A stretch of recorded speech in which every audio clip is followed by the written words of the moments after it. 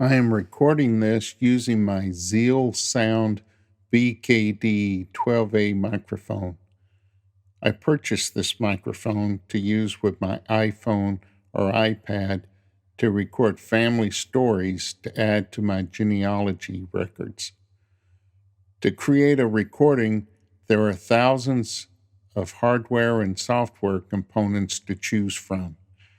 There is the computing device used to record that can either be a computer, a tablet, or a smartphone. Critical to go with the computer is to have the proper software to do the recording. Also critical is the microphone. For podcast use, typical microphones can be either dynamic for capturing a wide range of sounds from many directions, or condenser microphones that are best for capturing voice recordings. Condenser mics typically need to be pointed at the speaker and tend to pick up less surrounding background noise. They also pick up a wider vocal range than your typical dynamic mic, which makes the voice sound better. It is important to understand if your recording device needs a digital signal or an analog signal for its input. In this case of the BKD microphone I'm using here, it is a condenser mic that is putting out a digital signal through its USB connector. An extremely useful feature with this mic, it also has a 3.5 millimeter headphone jack for monitoring your recording as you make it. If your recorder needs an analog signal, you can use the headphone jack as the input to broadcast analog. Being an amateur, my first attempts were awful. Take a listen.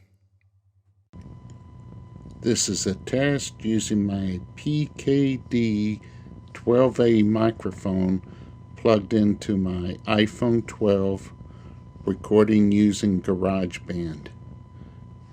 One mistake, I set my phone on a wireless charger while recording, which created an awful background buzzing.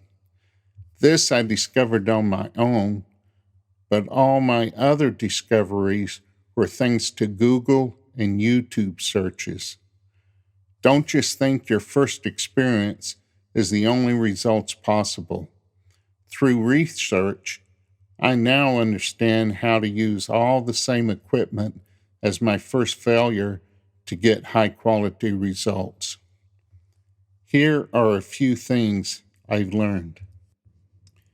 The iPhone Lightning port provides around 100 milliamps of power, or 3.3 volts, while a computer USB port provides 500 milliamps of power.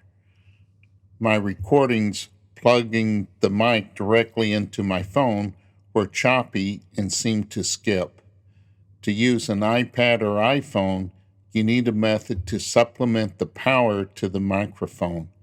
The method I used, I plugged my microphone into a power USB hub, and using the Lightning to USB adapter, I plugged the hub output into my iPhone. Hear the difference here with and without added power.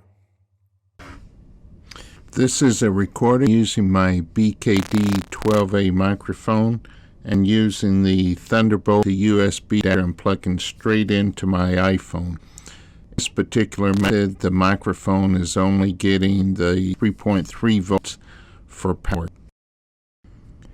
This is a test where I've taken my BKD-12A microphone, I've plugged it into a USB 3 power hub, and I've used a USB to Thunderbolt connector to plug the power hub into my iPhone 12.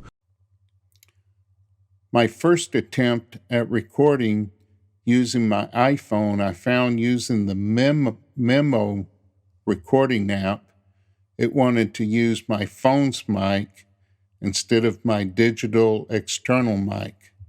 I could not find a method to change the mic input to memo recorder, but I did find that by using the GarageBand recording app that came with my iPhone and computer, I was able to switch the input, taking advantage of the superior external mic. Probably my last discovery, I Googled methods to record podcasts. I think all the best podcasters use some type of software similar to Mac OS GarageBand and apply several filters to improve the voice sound. This recording is my first attempt to use filters. To wrap up, this is a great microphone. Its all-metal case and stand look and feel great. For me, I plan on using it on the road.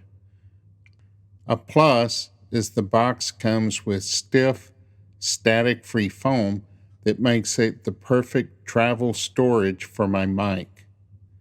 I'll leave you with a recording I created of my wife playing her flute using the BKD-12A microphone, a USB hub, and my iPhone 12.